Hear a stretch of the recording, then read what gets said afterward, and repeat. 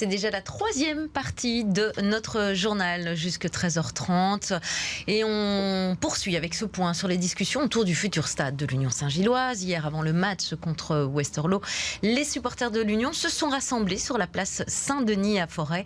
Leur principale demande, c'était de faire accélérer les discussions et arriver à des conclusions concrètes entre la commune de Forêt et le club concernant cette fameuse construction du stade. Actuellement, où en sommes-nous avec ce projet, Camille Payot?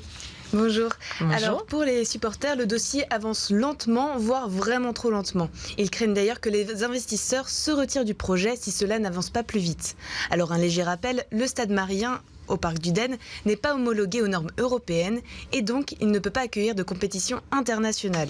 Ainsi, depuis plusieurs mois, le club de l'Union Saint-Gilloise a lancé des discussions avec la région et les communes de Saint-Gilles et de Forêt afin de trouver un nouvel emplacement pour construire un nouveau stade aux normes et avec à peu près 14 000 à 21 000 places.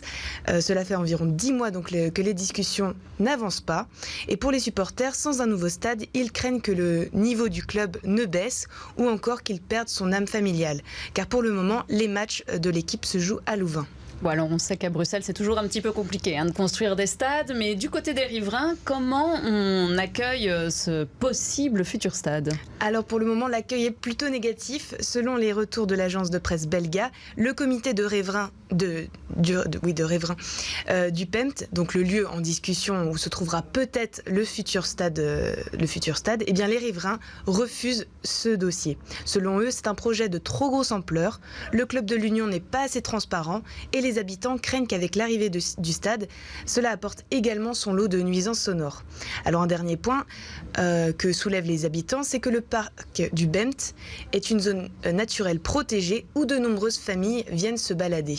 Est-ce que les supporters ou le club, ils entendent ces arguments? Alors pas vraiment. Pour certains supporters, les arguments des riverains ne sont pas exacts. La première habitation est à plus de 300 mètres de l'emplacement du possible futur stade et actuellement, il n'y a qu'une déchetterie dans les environs. Et d'ailleurs, pour les supporters, ce n'est pas très agréable de se balader autour d'une déchetterie. Et de plus, selon le club, le projet immobilier ne sera pas construit sur une zone verte.